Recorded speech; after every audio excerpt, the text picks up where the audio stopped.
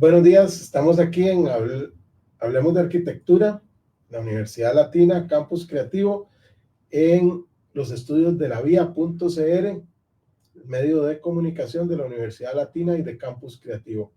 Hoy estamos con el arquitecto Juan Robles. Buenos días, Juan. Buenos días, un placer estar con ustedes hoy. Muchas gracias por acompañarnos. Como es tónica en todas las temporadas anteriores, nos gusta empezar conversando sobre esos años formativos, cómo llega uno a la escuela de arquitectura y todas esas cosas. ¿Por dónde empezarías contando esa historia tuya? Bueno, mi historia de cómo llego a la universidad es vacilona, voy a decir, porque yo vengo de una familia donde por un lado son abogados y políticos y por el otro lado eran artistas e ingenieros. Y yo desde pequeño seguía más por la unión que tenía con mi abuelo, sobre todo, y con mi padre, los pasos del abogado. Entonces al salir de la universidad, entro a estudiar Derecho por aproximadamente un año y claramente me doy cuenta que estoy perdido.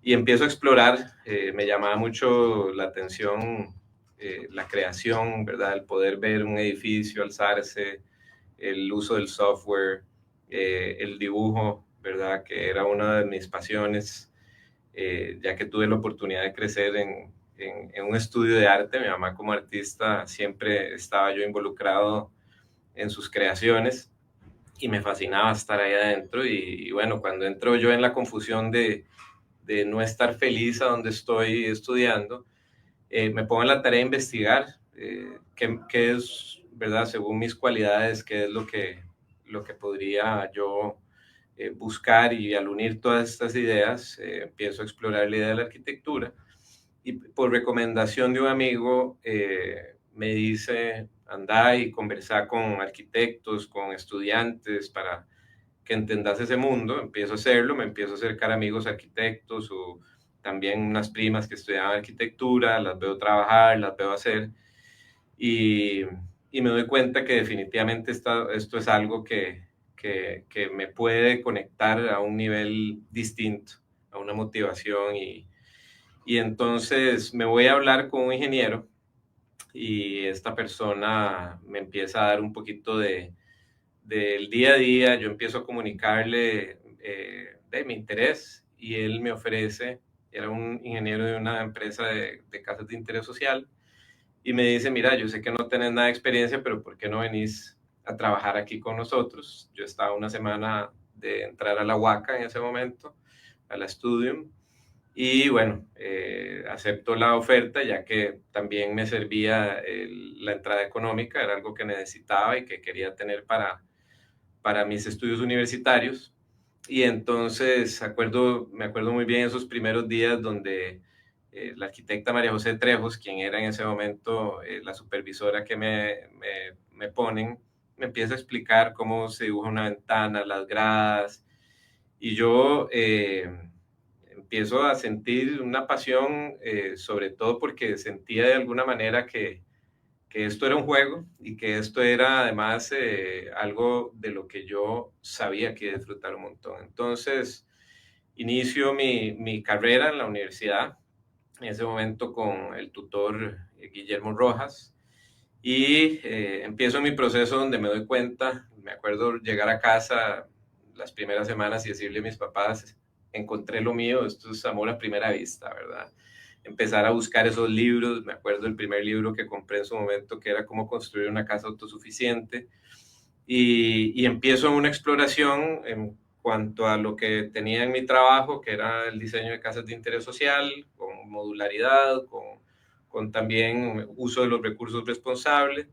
Empiezo como un asistente de taller y lo mezclo también con mi carrera. Creo que la tutoría de los primeros días de Guillermo Rojas fue fundamental para yo también conectar con esa pasión, entender los principios de la composición, entender las bases de la arquitectura, y de esta manera entonces empezar en un proceso donde podía aplicar esto a mi trabajo, y empiezo a ver una evolución que se retroalimenta entre lo que voy aprendiendo en mi trabajo con lo que la universidad me empieza a dar, ¿verdad? Definitivamente súper apasionante y muy motivado. Tuve la oportunidad en sí, mientras pude estudiar en mi bachillerato, de mantenerme trabajando en esta empresa y fui haciendo todas las posiciones que puede tener una empresa de arquitectura. O sea, de ahí pasé de asistente de diseño, pasé a ser dibujante en ese momento de AutoCAD R14 y dibujante a mano. Incluso mi principal rol era dibujo de planos a mano. De ahí poder ir creciendo en los puestos. Llegué a ser el jefe del departamento de dibujo arquitectónico de la empresa. Y en una salida que hace el arquitecto principal de la firma, yo ya en años avanzados de carrera, me piden a mí asumir el rol de diseñador principal, siempre de la mano de un ingeniero, pero ya donde empiezo a tener contacto con los clientes y demás. Entonces eso empieza a fortalecer mucho mi formación. Yo personalmente sentía una diferencia del manejo de la materia y del entendimiento de la industria comparado a lo que los compañeros que no trabajaban tenían en el momento, lo cual me dio ventajas. Y logro comprometerme con la carrera, ¿verdad? Con el objetivo de siempre sacar mi cuatrimestre, mi bloque completo, esforzarme para estar en todos los concursos, no me faltaba ninguna charla de las que en el momento organizaba el colegio, Mundaneum o los encuentros de arquitectura tropical. Y siento esta motivación enorme por lo que actualmente hago, por la arquitectura. Posteriormente de eso, en mi carrera, ya donde finalizo mi bachillerato, en ese momento mi tutor era Eric Vidal para el cierre del bachillerato. Ya tengo un manejo distinto, tengo voy a decir, una obsesión clara con lo que era la arquitectura bioclimática, tratar de entender el significado del diseño sostenible, que en ese momento pues era algo que todavía no se tocaba mucho el tema. Admirando muchísimo el trabajo de don Bruno Staño, quien más repetía y más nos abría oportunidades de traer arquitectos del mundo que nos hablaban de estas ideas. Y bueno, paso a licenciatura y en licenciatura hago mi tutor era don Alberto Liner, quien puedo decir que fue uno de mis principales mentores en la carrera. Estuve con él todo el proceso de licenciatura y una cercanía importante años posteriores. Y bueno, él también me motiva a buscar nuevos rumbos en el trabajo, un estudio más de arquitecto. Entonces, en ese momento le tocó la puerta al arquitecto Andrés Morales, quien era amigo también, y trabajé con él Que aproximadamente también 3 es de años. la tutoría De don de Alberto Lina. Liner, exactamente. Él como que, ¿verdad? Andrés y yo teníamos una buena amistad y entonces fue como una triangulación ahí de una idea que fue muy buena porque Andrés en ese momento él estaba solo en su estudio y entonces yo entro a asistirle ya como con una tarea donde, ¿verdad? De todólogo, dibujaba, hacía perspectivas, hacía project management, inspeccionaba y él me fue dando guías y un entrenamiento claro. Cuando yo me gradué en el año 2004, ya tenía ahí un par de prospectos, clientes que ya me habían visto trabajar y en ese entonces decido abrir mi oficina, Robles Arc, teniendo 24 años, lo cual fue un reto importante, primero porque competía contra mi edad, ¿verdad? Llegaba a veces a reuniones donde veía la expresión del cliente, ¿verdad? Como de usted es demasiado joven. Y, y yo les decía desde el inicio, sé que mi competencia es mi edad, tengamos una conversación y usted me dice cómo se siente al respecto y claramente tenía un manejo de la materia pues muy importante. Creo que la formación académica fue una base fundamental y después la experiencia profesional, porque trabajé durante toda mi carrera, me permitió estar en un punto al abrir mi oficina que me dio esa posibilidad de crear mis propios proyectos. Y bueno, estábamos en una época donde el arquitecto todavía estaba nadando contracorriente para ser, voy a decir, el director de la orquesta en los proyectos, donde había una percepción a nivel nacional de que el ingeniero debía ser ese director de orquesta. Y bueno, en un mundo también donde llegaba, digamos, me acuerdo mi primera bienal en el 2006 y poder participar a la par de de todos estos maestros que yo admiraba en ese entonces y bueno, empiezo ya un proceso donde abro mi oficina solo. Recuerdo pues el sacrificio que fue eso también porque requería yo ir a una reunión, regresar a casa a trabajar hasta 3 de la mañana, ¿verdad? Hacía todo a mano alzada, así fue como hice mi carrera, me permitía trabajar todo el día y en las noches trabajar me daba una velocidad importante, entonces todas mis presentaciones eran a mano alzada y tinta china, y entonces así abro mi oficina y me acuerdo que sí, quedaba hasta las 3 de la mañana trabajando y de ahí a reunirme con el cliente en la mañana para darle seguimiento al proyecto.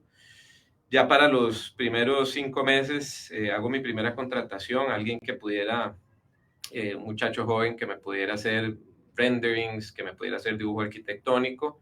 Y bueno, ya ahí la oficina empieza a crecer. Casualmente a las primeras personas que busco para que me acompañen eran dos compañeros de la universidad, quienes fueron también mi grupo de estudio, y con ellos, quienes estuvieron conmigo aproximadamente 15 años, logro formar los primeros años que puedo decir de carrera, donde tuvimos la posibilidad de participar nacional e internacionalmente en concursos de proyectos o bienales y recibir reconocimientos que nos ayudaron a posicionar la firma, y al mismo tiempo pienso que nos permitió poder ir a probar un poquito de esa arquitectura que estábamos tratando de sacar, eh, donde el enfoque principal era la arquitectura bioclimática y ese compromiso con el medio ambiente y puede decir el compromiso social que tenemos en nuestros proyectos. Lo llamamos como una arquitectura con propósito.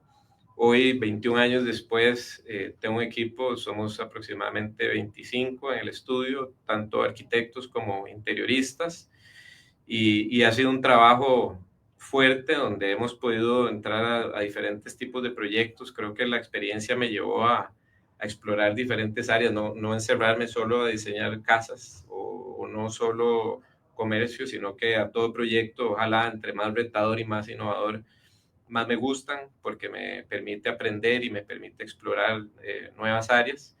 Y en estos 21 años hemos logrado hacer proyectos de diferentes escalas, muchas tipologías, desde proyectos deportivos, proyectos académicos, institucionales, de comercio, residenciales, de plan maestro, y hemos logrado diseñar en Costa Rica, en Panamá, hemos estado desde el 2009, acabamos de finalizar un proyecto en El Salvador, donde tenemos ahí algunos proyectos, diseñamos en Guatemala, Honduras, Nicaragua, o sea, en todo Centroamérica, y he tenido la oportunidad de hacer proyecto en México, en Estados Unidos y en Zaragoza, en España, hace ya algunos años, siempre con un enfoque de lo que nosotros ofrecemos, que creo que es algo que nos caracteriza por ser costarricenses, ¿verdad? Que es ese compromiso con el medio ambiente. Y la verdad que ha sido un proceso muy bonito donde puedo todavía rescatar esos primeros años universitarios, todas esas enseñanzas de los tutores, esas horas extra trabajando siempre en los talleres, ya fuera en laboral o universidad, pero donde el compromiso siempre fue absoluto y, y una entrega a una organización de poder trabajar, estudiar y al mismo tiempo tener una vida de disfrute personal, ¿verdad? Entonces es algo que creo que los estudiantes siempre me gusta compartirlo, ¿verdad? El potencial de esa relación en la vida profesional cuando estamos estudiando. Interesantísimo esa parte que cuentas de que entraste a estudiar, pero ya estabas trabajando en lo mismo. Ujú. Es el sueño de todo estudiante de arquitectura, porque cuando se gradúa le piden experiencia. Exactamente. Y claro que también ayuda porque empiezas a encontrarle mucho sentido a lo que vas viendo en las clases. Me imagino que las clases de construcción y todo eso ya tenían un significado distinto. Total. No era una cuestión solo teórica. Ujú. ¿Hay alguna metodología, algún proceso de diseño, alguna estrategia proyectual que maneje Juan Robles, o todos los proyectos los manejas distintos? Vamos a ver, cada proyecto yo creo que es único y lleva sus propios retos, pero sí hay una metodología que llevamos en la oficina que le llamamos el sistema dinámico, sistema dinámico Robles Arc fue algo que empecé a formar, a desarrollar de forma un poquito más teórica por allá del año 2010. Tal vez esa búsqueda que tenía yo sobre el tema de sostenibilidad, ¿verdad? ¿Qué es? ¿De qué se trata? ¿Cómo se logra? ¿Hasta dónde es meramente un título, un adjetivo, ¿verdad? ¿De qué se trata verdaderamente? Y entonces, bueno, yo tenía esta idea, esta obsesión por la arquitectura bioclimática, como hablábamos anteriormente, cómo puedo lograr un menor impacto, la responsabilidad también de los sitios a donde me tocaba trabajar, porque mis primeros proyectos se dieron en la zona del Pacífico Central y Pacífico Sur, o sea, mucho trabajo en la zona de Manuel Antonio, en Península de Osa. Entonces tenía como este reto de poder lograr identificar y también poder compartir el cómo se puede llegar a eso. Entonces, en el año 2006 tengo la oportunidad de ir a participar en el Masterclass de Glenn Morcott en Australia. Qué maravilla. Increíble, ¿verdad? Además de que tuve una cercanía con él importante, logré tener un acercamiento aún mayor con Peter Stutchbury, con quien incluso durante mis días ahí trabajé en su estudio con su equipo. Yo ya tenía mi oficina en Costa Rica, entonces la dejé en manos de quienes fueron mis compañeros universitarios y eran mi equipo de trabajo. Y bueno, con Don Glenn tuve la oportunidad de trabajar y fue fascinante porque empecé a escuchar a una persona que es como un poeta, es un filósofo, además Peter Stutchbury igual, o Richard Leplastier, que era otro de los maestros, gran personaje de la arquitectura australiana, y Britt Los Anderson. tres han estado en Costa Rica. Los tres han estado en Costa Rica y han venido a simposios, incluso he tenido la oportunidad de atenderlos cuando vienen aquí.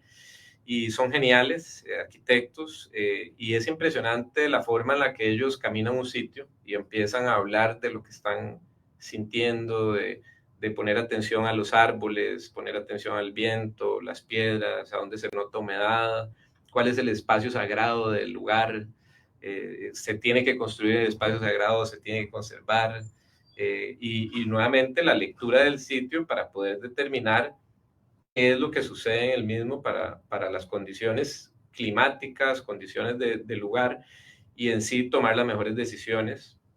Y yo voy a ir buscando un poquito esa respuesta, ¿verdad? De cómo hacer proyectos más responsables.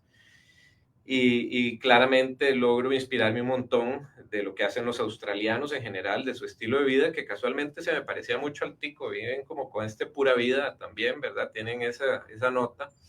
Y bueno, empiezo a recibir un montón de información sobre la sensibilidad que debe tener un arquitecto más allá de la parte técnica, más en estos días donde la arquitectura, que es un arte, ya también es una ciencia, y creo que es la importancia, ¿verdad?, de cómo nosotros podemos obtener datos sensibles, algunos que son elementos que captamos de forma natural y otros que tenemos que medir, y cómo podemos en sí llegar a una solución. Entonces, empiezo en eso.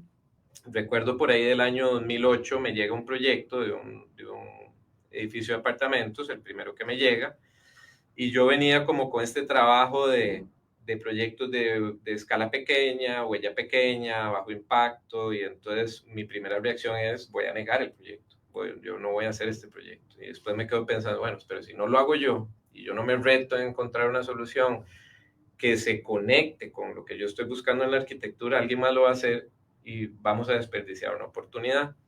Con este proyecto, era en la zona de Guanacaste, me pongo a investigar cómo puedo hacer un proyecto de menor impacto, qué información puede haber. Entonces, encuentro la certificación LEED, en ese momento, en el 2008, entonces busco mi acreditación, me hago LEED AP, el primero en la región, inclusive eso me abrió oportunidades, es así como abro mi canal hacia Centroamérica, porque una empresa española con quien estoy trabajando un proyecto en Zaragoza invita a hacer una ronda de charlas en Latinoamérica y me piden a mí que yo vaya para hablar de lo que yo estoy haciendo a nivel de arquitectura. Y entonces, para poder dar una información que las demás personas se pueda llevar, es donde empiezo a trabajar en el sistema dinámico, donde resumo mi aprendizaje entre la certificación y el diseño como tal, para poder establecer una forma que, como digo, se pueda o replicar o repetir. Entonces, empiezo a desarrollar el sistema dinámico. Casualmente, bueno, yo he certificado una cantidad importante de proyectos. A pesar de eso, me terminé convirtiendo como en el abogado del diablo de los procesos de certificación. Actualmente no certifico personalmente. Sí, cuando un cliente lo quiere buscar, tengo consultores que lo hacen, a pesar de la experiencia que tengo. Pero hay temas de comercialización y de temas que pertenecen a otros países. Casualmente, por la experiencia que tenía en certificación, tuve la oportunidad de colaborar con don Bruno y con doña Jimena y Pietro en el desarrollo de la norma RESET, eh, pues entendiendo a fondo la certificación como tal, los pros y los cons. Y bueno, ya para ese entonces yo ya me invitaban a charlas a hablar del lead y casi que me querían callar porque empezaba a decir todo lo que no consideraba bueno al respecto. Y cómo eso está enfocado más en poner a hacer la tarea a ingenieros electromecánicos en otras latitudes como Estados Unidos, donde básicamente diseñan edificios refrigerados, por decirlo de alguna manera. Entonces, toda esta experiencia lo que sí me da y lo que sí creo del proceso de certificación es que genera un orden, una categorización, una atención a ciertos elementos, de los cuales entonces yo digo, bueno, ¿por qué no buscar hacer esto? Pero hablando de diseño en específico. Entonces, eso se fue evolucionando y actualmente el sistema dinámico es un proceso de 5 puntos que me gusta aprender de cada uno de los puntos porque el primero me va a dar las respuestas para el segundo y así sucesivamente. Entonces voy llevando un proceso que también está ligado al proceso de diseño. El proceso de diseño fue uno de los elementos más importantes que aprendí en mi experiencia con don Glenn Morcott. Él habla mucho del proceso de diseño, del valor de lo que es ir al sitio, a caminarlo, a entenderlo.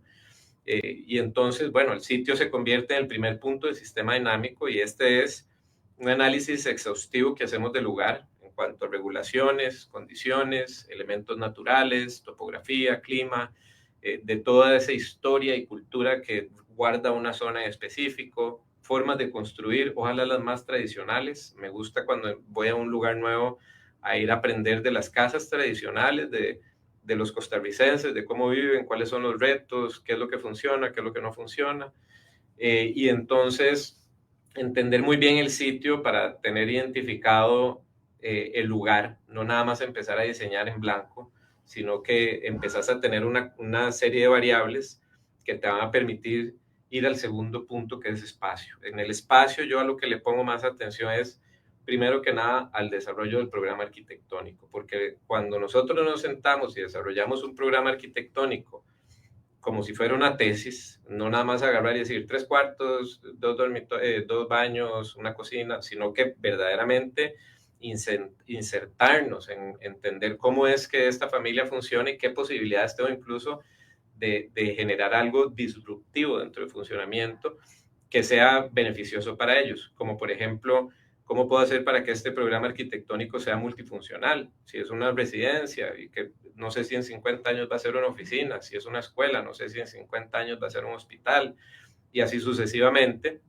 Entonces, ¿cómo puedo yo proyectar eso? Pero sobre todo también, ¿cómo puedo minimizar el área de construcción posible? Por tema de costos, por tema de también consumo energético, porque un programa más amplio va a tener que requerir más tecnología y al mismo tiempo de un tema de cómo disminuir la huella que yo voy a generar en el sitio para así no afectar condiciones como la permeabilidad o en sí la afectación que podamos generar en el sitio. Entonces, de esta manera, el programa arquitectónico se convierte en un eje donde yo aprendiendo del sitio también empiezo a organizarlo para que entonces responda a las condiciones, topografía, clima y demás según el uso que va a tener el espacio en específico. Una vez que ya tengo esto y lo voy explorando en el proceso de diseño, vamos a decir que ya ahí estoy en una etapa de diseño esquemático donde estoy generando flujos, partidos de diseño, donde yo puedo empezar a ver cómo es que voy a acomodar este lugar, cuáles son mis posibilidades a nivel de diseño. Y ya donde lo empiezo a sentir, donde ya veo que tengo algo que me gusta, paso al tercer punto, que es recursos, el uso de los materiales. Recursos, primero que nada, es, claro, el recurso de necesarios, los servicios, ¿verdad? Agua, electricidad y otros, que en algunos proyectos han sido un reto, que llegamos y no hay ni agua ni electricidad, y estamos en Península de Osa y la conexión está a 45 kilómetros. Eso nos llevó a ser la primera casa autosuficiente, 100% autosuficiente, un proyecto muy interesante que se llama ISEAMI, que lo hicimos en el año 2010. Y entonces, ¿cómo la materialidad responde en cuanto a cuáles son los materiales locales que puedo utilizar? ¿Qué puedo aprender de la cultura local que aprendí en el sitio? De materiales que puedo yo aprovechar en un lugar en específico. ¿Cómo se ve su afectación? O la cadena de custodia, ¿verdad? ¿De dónde vienen los materiales para entender la asociación de ciclo de vida de cada uno de esos recursos? Pero además me permiten sí formar los espacios que había aprendido en el anterior y cómo esos materiales van a responder al clima que aprendí en el primer punto. Esto se va desarrollando en todo el anteproyecto, se puede decir que el anteproyecto se centra muchísimo en estos tres, pero el cuarto punto es tecnología, o sea, le ponemos una atención importante al inicio del diseño para que sea soluciones de diseño y según el comportamiento del edificio, ya después ver cómo es que lo vamos a equipar con una tecnología que sea requerida, ojalá con la mínima cantidad necesaria de consumo energético, háblese de aires acondicionados, iluminación u otros, pero cómo también la tecnología me puede ayudar a mejorar el desempeño de los edificios o proyectos que diseñamos. Y por último, el quinto punto es innovación, y por eso me gusta llamarle mucho a ese eslogan de la Oficina de Arquitectura e Innovación, porque todos cuando hablamos de innovación vamos a imaginarnos la última tecnología instalada o el platillo volador que nadie ha visto, y no, yo creo que la innovación está en la narrativa que le vamos a crear al proyecto, o sea, cuál es el propósito de este proyecto, cuál es el ADN, y de esa manera cómo es que yo conceptualmente puedo describir de una forma breve mi proyecto. Entonces, innovación es más que toda esa narrativa y la escribimos, la empezamos a escribir desde que empezamos con sitio, la terminamos de escribir cuando ya tenemos el punto de tecnología, pero nos va a dar una memoria descriptiva breve de cada proyecto, en el cual entonces puedes entender ese propósito final que tenemos y que de alguna manera eso pueda servir de información para otros, para entenderlo o para incluso mejorarlo o replicarlo según el uso que se tiene, ¿verdad? Entonces, ese sistema dinámico, y lo llamé sistema dinámico porque un sistema dinámico es tal cual como un átomo, la interrelación de ciertos elementos que permiten que algo funcione o viva. Y me parece que nosotros a nivel de diseño necesitamos entender esto y verlo como un sistema dinámico, no como ejes independientes, sino como la unión de un montón de ideas y de estudios que te permiten generar entonces el mejor proyecto posible. Hay bueno, hay varios temas como transversales. Me parece que el más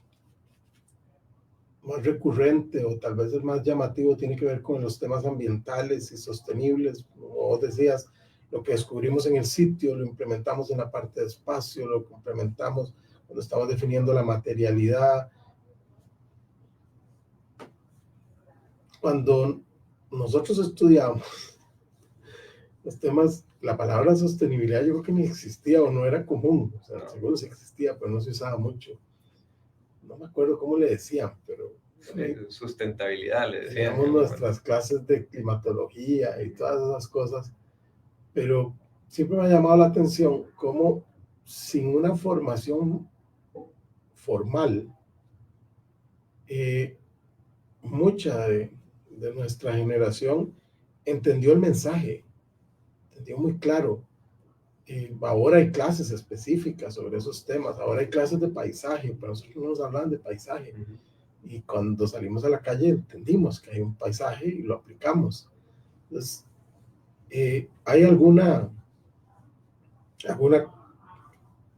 cuestión, anécdota que vos consideres que te hizo más propenso a entender esto o fue simplemente el proceso y el aprendizaje de la arquitectura? ¿Cuándo empezaste a asimilar el tema este de sustentabilidad o sostenibilidad arquitectura verde o como le quieran llamar, ¿verdad? Así es. Creo que le decían edificios ecológicos, Ajá, Lumen. sí, sí, sí. De todo tuvimos en esa época y claramente no era información que teníamos a mano. Es que hoy ha cambiado totalmente la información, ¿verdad? Además de que los medios que puedes encontrar en el web ya te dan mucho de esto y creo que el compromiso de la generación a nivel global creció, ¿verdad? En nuestra generación de arquitectos. Creo que hay un gap importante porque si nos vamos muchos años atrás y valoramos muchos de esos proyectos, muchos que se hicieron en Costa Rica, vamos a encontrar un compromiso verdadero con lo que hoy le podemos llamar arquitectura sostenible, Claro, ahora ¿verdad? Edgar Brenes o Hernán Jiménez. Exactamente, sí, es verdad. Vamos poniendo una atención en cómo se hacía la arquitectura y en algún momento se perdió. Yo no sé si fue con el incremento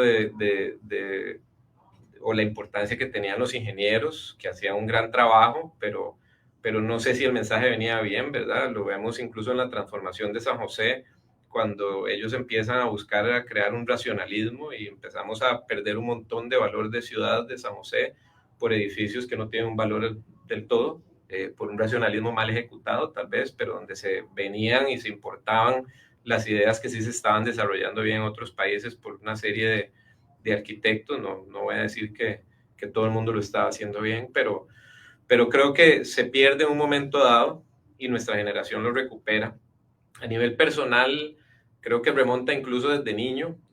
Primero que nada, tenía una obsesión con la historia de los Robinson, ¿verdad? Cómo naufragan y se van a una isla y empiezan a crear, ¿verdad? Me encantaba ver incluso en algún momento, no solo el libro, sino una fábula que pudimos ver en Costa Rica, donde entonces cómo ellos inventaban cómo iban a hacer los platos y los vasos, y era un coco, y cómo hacían las escaleras, cómo creaban su energía o movimiento a través de un generador eólico, y entonces eso era una maquinita que hacía que lavara los platos y cosas de ese tipo, que me llamaba mucho la atención. Y por otro lado tenía esta idea eh, de, o este reto, porque creo que a nosotros, a nuestra generación, nos empiezan a bombardear con la idea del poder de uno, ¿verdad? Que estaba este anuncio, creo que era WWC, la organización de conservación, que empezaba a hablar con unos anuncios muy fuertes, el poder de uno, que para una persona puede hacer el cambio, y salía aquella imagen de aquel hombre que se paraba frente a los tanques de guerra para que no avanzaran. Y entonces yo tenía desde pequeño esta obsesión de cómo voy a hacer yo para salvar al mundo. ¿Qué puedo hacer yo para salvar el medio ambiente? Es que yo estoy solo, pero yo veo esto y me dice que yo puedo. Como abogado no tenía idea, entonces yo en ese momento me hacía un mapa de que yo seguro iba a litigar en contra de contaminación o quién sabe qué. Cuando llego a la arquitectura y empiezo a ver en los textos el impacto de lo que generan los edificios, voy a una obra y veo una destrucción total de un bosque, empiezo a darme cuenta que tengo la oportunidad de hacer una arquitectura distinta. Ese primer libro que compro yo, Cómo construir una casa autosuficiente, es un libro que todavía conservo, que conseguí en la librería Lehmann en ese entonces, el cual podés armar, por ejemplo, un generador eólico con telas y bambú. Entonces empecé a hacer experimentos de este tipo en casa, para ver cómo funcionaban, y me remontaba totalmente a esta historia de los Robinson, cómo puede construir uno más con menos o aprovechando los recursos de forma responsable, ¿verdad? Entonces creo que eso me marca, y la oportunidad que tengo también en mi carrera profesional mientras soy estudiante que comentaba anteriormente, primero iniciar con proyectos de interés social, y ese es el eje principal del desarrollo sostenible en mi perspectiva, o la necesidad más importante. No podemos jamás sacar el medio ambiente, pero creo que ahí se está haciendo un poco más la tarea. En la parte social se nos olvida mucho, eh, y, y aprendo mucho de eso, además de que tengo la oportunidad de trabajar con arquitectura modular, que empiezo a ver un uso de recursos responsable, huella mínima, ¿verdad? Una serie de elementos que empiezo a aprender al respecto. Y por otro lado, la arquitectura bioclimática, que en Andrés Morales encontré una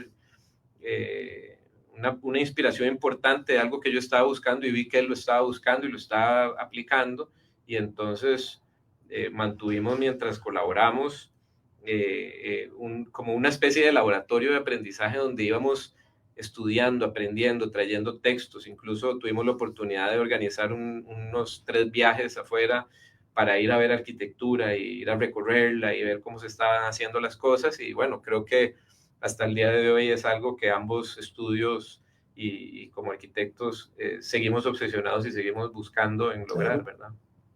Creo que Andrés fue alumno de doña Julia Van Huilte también. También, sí, de doña Julia, Sí. Y terminó con don Alberto Liner, sí. Y doña Julia daba climatología en el estudio en general. Fue Ujú. la primera que yo recuerde, que esté documentado al menos, primera arquitecta que hablaba de temas de sostenibilidad, que hablaba de dejar entrar el aire, de aleros, bueno, ella se forma en arquitectura tropical en Europa, pero sí es un factor curioso. Sí, ella es una referente importantísima. Incluso hoy tal vez, ahora aparece la palabra biofilia, ¿verdad? Y es algo que se repite muchísimo. Seguro doña Julia nunca lo había, ni siquiera lo había escuchado cuando ya lo estaba ejecutando, ¿verdad? Si uno Totalmente, su ve y son casa es un edificios ejemplo. vivos, exactamente, son edificios vivos. Sí. Hay un tema que mencionaste que me recordó una conversación que tuve hace un tiempo con Bruno Estaño. Bruno Estaño viene de Chile, arquitectura moderna, formado por ex pupilos de Le Corbusier, va a trabajar con más pupilos de Le Corbusier en Europa y llega a Costa Rica y se da cuenta, un ejercicio de autocrítica, que como que la arquitectura moderna de techos planos no funciona por acá. Entonces él empieza a analizar y dice que en algún momento, cuando le preguntaron, hace como unos 50 años, cuál es la arquitectura para Costa Rica, él dijo que todas las épocas había habido una arquitectura en Costa Rica, que es la que, y vos lo dijiste casi con las mismas palabras, la que hace, digamos, más con menos. Exacto. Que con menos recursos funciona. ¿Cuáles son los principales recursos? La ventilación, la iluminación natural, etc. Y me parece que adaptaciones a través de los años siempre hemos tenido. El famoso victoriano nuestro, las casas bananeras, que son ejemplos de los años 20, 40, ¿verdad? Son muy buenos ejemplos de arquitectura que se adaptó al clima, pero está también esa arquitectura de esos arquitectos que llegaron al país en los años 70 o finales de los 60, graduados de México, de Estados Unidos, como Edgar Brenes, como Hernán Jiménez, Zurdo Herrera, que murió un día de estos, que ya venían con esa, digamos, inquietud de que sí, hay una arquitectura moderna, pero también hay una arquitectura para el lugar, para la región, ¿no? Famoso regionalismo crítico, que me parece un concepto horrendo, porque hace creer como que hay una arquitectura principal y una arquitectura secundaria, pero que entiende que el lugar es importante, y sin que nadie nos enseñara y nadie nos dijera, hey, nosotros aprendíamos viendo esto. Yo, es más, Abel Castro, acá está por aquí, yo fui a ver el Cook que él hizo. Parecen las obras de los primeros años de Hernán Jiménez. Unas estructuras de ladrillo, con concreto, con unos techos libres, sueltos de la masa, ventilados, buena iluminación, grandes aleros.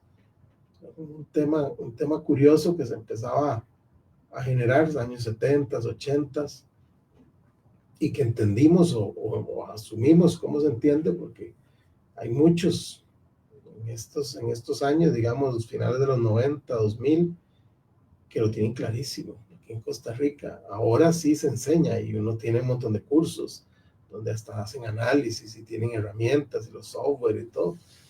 Pero yo recuerdo una vez, Alberto Liner saca todos sus planos del hospital de Punta Arenas. Claro, ventilación cruzada. Todos sus análisis climáticos. Los agarró la Escuela de Arquitectura de la UCR, se los llevó a este laboratorio genial que tienen ellos de climatología, ¿verdad? Y encontraron que el cálculo era milimétricamente preciso, o sea, una diferencia de milímetros o cositas. Para la sombra, para el sol, para el viento, todo lo había calculado en los años 60, con unas reglas y unos como un transportador que él tenía con los ángulos Claro. solares y una cosa rarísima. Pero yo creo que es un tema también, como vos lo decías, una sensibilidad que vos fuiste adquiriendo, algo que te llevó incluso a llegar a donde Glenn Murcos, ¿verdad? Para asimilar esto. Mucho de eso lo veo yo ahora, me encanta mucho lo que se está haciendo en el país en ese sentido, Sí. de que se entiende muy bien, ya no es, digamos, como algo muy aislado, se vuelve un poquito más general. Para ir cerrando, tal vez, yo sé que uno no tiene hijos favoritos, pero siempre hay un proyectillo ahí que le llega a uno más. ¿Cuáles serían esos proyectos tuyos que,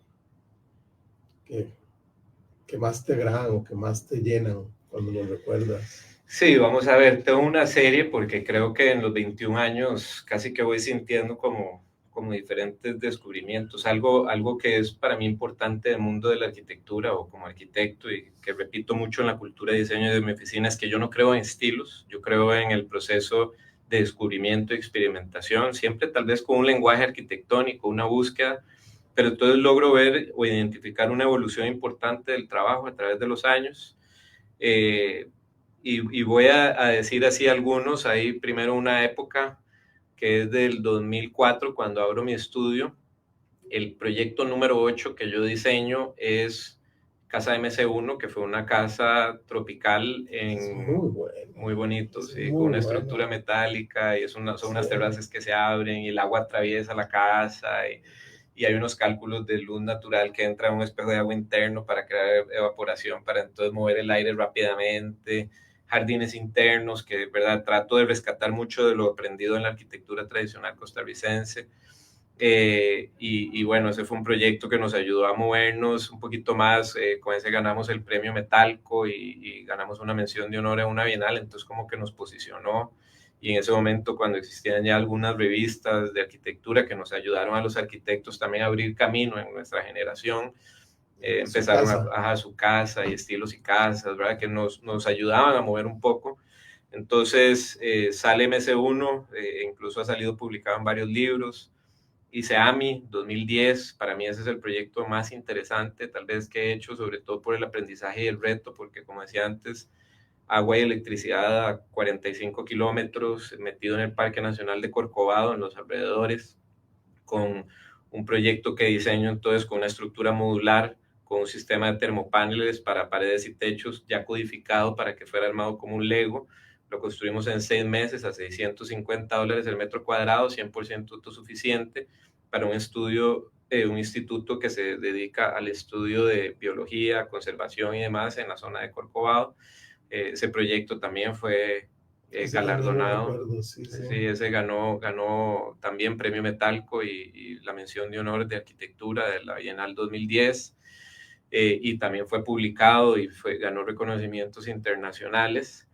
Después de eso sigo haciendo residencias muy en esa línea que disfruté un montón, pero llega un proyecto que cambia un poquito la perspectiva y es 101 Escalante, que es este proyecto en Barrio Escalante, un edificio de 100 apartamentos, que se hace un concurso privado, el cual soy seleccionado, y en el que yo hago un edificio a escala humana en 4 niveles, 100 apartamentos en claustro y con la azotea que es un parque, con piscina y demás, gimnasio, tiene todas las amenidades.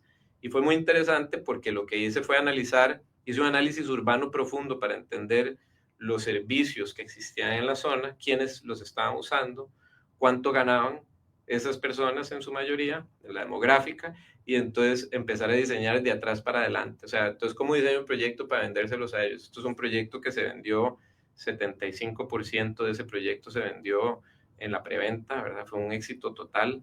El edificio está ahí y además respeta mucho la arquitectura de Barrio Escalante y pasa casi que desapercibido porque respeta también esa arquitectura de medio siglo, digámoslo así. Y Yangel estaría muy contento, Estaría muy porque la contento. altura, la Ajá. relación con la calle, Es muy buena, sí, la bien verdad logrado. que fue un proyecto muy exitoso. En ese fuimos reconocidos con el proyecto de construcción sostenible de la Cámara en el 2016. Tengo otro que casualmente, este lo hice en el año 2000, entre el 2018 que se llama Casa Abierta. Esto fue en mi casa y estudio por unos años, hasta el año pasado. Ganamos ayer casualmente un premio internacional de Architecture Collection con la casa. Es una casa también, ¿verdad? Patio interno, en claustro. Es una casa con una transparencia total, pero logra manejar algo que admiro muchísimo de las pocas informaciones que tenemos de redacciones de Luis Barragán, que habla sobre la importancia de la apertura y la integración con el entorno, pero el logro de la intimidad del espacio para las diferentes actividades según ellas sean. Y eso para mí fue algo clave porque el nombre Casa Abierta, estás en esa casa, te sentís que vivís en un jardín, pero al mismo tiempo estás completamente en un claustro con una intimidad total y con un respeto al entorno, ¿verdad? Donde sentís un bosque que ingresa en el espacio. Y fue un proyecto que además diseñé durante 7 años y ahorré. Yo lo construí con mis propias manos, con una cuadrilla. Me metí de lleno 2 años a hacer ese trabajo y verdaderamente hizo un giro importante. Y bueno, hoy en día puedo tener la dicha de que del trabajo que tengo cosas que me emocionan muchísimo día a día. Estamos haciendo proyectos, como te digo, de diferentes tipologías. Nos hemos metido mucho en el tema de hotelería y hospitality y tenemos varios proyectos. Hay uno que estamos terminando ahora, el Hotel El Remanso en Península de Osa, un hotel 100% autosuficiente, de muy baja huella, que ha sido un proceso de más de 10 años conjunto con los clientes, donde hemos ido haciendo como pequeñas acupunturas en el sitio y ya lo vamos a finalizar, estamos en la última etapa y es un proyecto extraordinario que conectas las cabinas a través de puentes flotantes, donde vemos incluso jaguares caminando por esos puentes, ¿verdad? Tenés una vida muy, muy conectada, no tiene vidrios, todo en sedazo, con materiales de la zona que podemos comprar en la ferretería local, muy cerca, dice a mí también. Entonces, un proyecto que nos ha emocionado mucho y bueno, y ahora en la mesa tenemos ahí algunas cosas que nos tienen emocionadísimos también porque van siendo mucho de este lenguaje, de este compromiso que tenemos. Dentro de esos, hay un proyecto muy especial para mí que lo tenemos. Yo tengo un programa de acción social que siempre donamos un proyecto que esté relacionado con educación y bienestar de jóvenes, un compromiso con la educación de este país. Así hemos donado una gran cantidad de escuelas públicas, Ciudad Mujer, que es en la Casa de María Auxiliadora. Nosotros hicimos la ampliación de ellos y el Mausoleo de Sor María. Y actualmente estamos trabajando en Ignis Mundi, que es un master plan, un proyecto en Los Guido, de Desamparados, a donde entonces estamos ayudándoles con el plan maestro, con el desarrollo ahora de gimnasio de boxeo, con la generación de un parque, que es el inicio de un proyecto que le llamamos Don Guido, que es una red de parques adentro de Los Guido, donde la idea es crear a través de urbanismo táctico una correlación entre espacios complejos a nivel social y de crimen para tratar de mejorar esos ambientes y que la misma comunidad se haga parte ¿verdad? Tenga este sentido de apropiación. Hemos tenido un recibimiento de la comunidad enorme y para nosotros, quien ha sido fundamental socio, que son los misioneros de Ignis Mundi, quienes nos han guiado y son los que nos han abierto digamos, van abriendo el trecho con su machete para nosotros poder ingresar a una comunidad tan conflictiva, ¿verdad? En 3.000 metros cuadrados viven 32.000 personas aproximadamente en situación bastante compleja. Entonces, ese es un proyecto que nos tiene emocionadísimos y es así como está en el pedestal de lo que hacemos hoy. Bueno, pues excelente. En realidad, algunos proyectos sí los conozco, otros va a tener que estudiar más, pero te felicito de verdad. O sea, a través de los años has manejado una práctica muy sólida y en realidad reconocida por los mismos colegas, porque esos premios de Bienal casi que los damos nosotros mismos, ¿verdad? Exactamente, sí. Entonces es importante y además ese compromiso que vos mencionás, ¿verdad? Hacer proyectos sin generarle más problemas a este mundo. Entonces, excelente, fue un gusto tenerte por acá. A ustedes las gracias. Esto fue Hablemos de Arquitectura con Juan Robles por lavia.cr, el medio de comunicación de la Universidad Latina desde Campus Creativo. Veo que tuvimos mucha gente conectada. Saludo a todos los que nos están viendo, a todos los que nos van a ver en diferido. Esto queda aquí en las redes sociales, en Facebook y en YouTube de lavía.cr. Buenas tardes, Juan. Buenas tardes, muchas gracias.